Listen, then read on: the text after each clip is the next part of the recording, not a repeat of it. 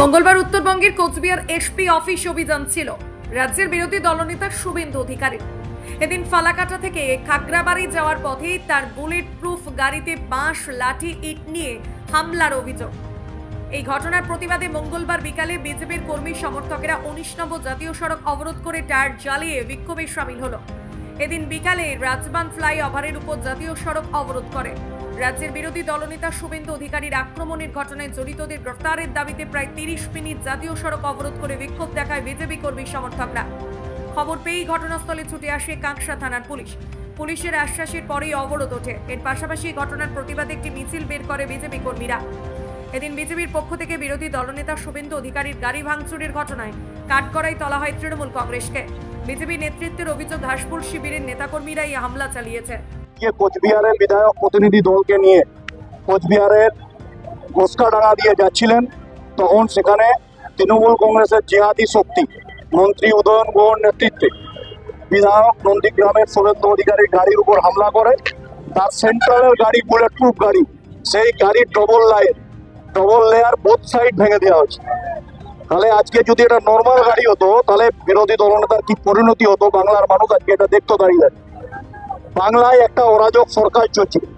এখানে শিক্ষা চুরি হয়, এখানে কয়লা চুরি হয়, বালি চুরি হয়, লোহা চুরি হয়।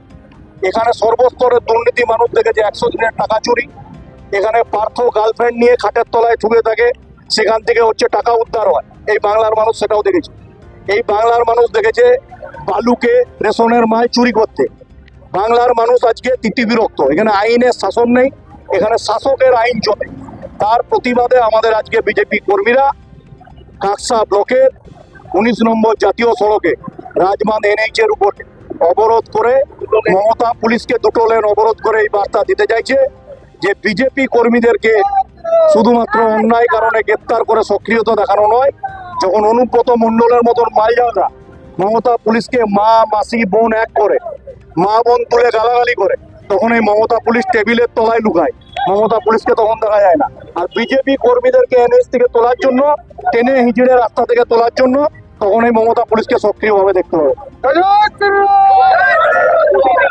মমতা পুলিশ আমাদেরকে আজকে টেনে হিজড়ে এখান থেকে অবরোধ তুলতে বাধ্য করেছে।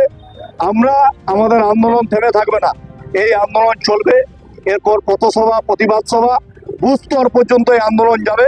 আমাদের রাজ্য সভাপতি শ্রমিক ভট্টাচার্য সেই ঘোষণা করেছেন রাজ্য অফিস থেকে। এই আন্দোলন একদম বুথ লেভেল পর্যন্ত ছড়িয়ে দেওয়া হবে এবং আমরা দেখব মমতা পুলিশের কত ক্ষমতা আছে। আর পশ্চিমবঙ্গ ছাত্র সমাজের নেতৃত্বে আমাদের রাজ্য সভাপতি শ্রমিক ভট্টাচার্য ঘোষণা করেছেন 9 তারিখ নবান্নে মমতা ব্যানার্জির সঙ্গে সরাসরি সামনাসামনি আমাদের দেখা হবে। সেদিন আমরা মমতাকে বুঝাবো যে মমতা পুলিশের কত ক্ষমতা আর আমাদের কত ক্ষমতা।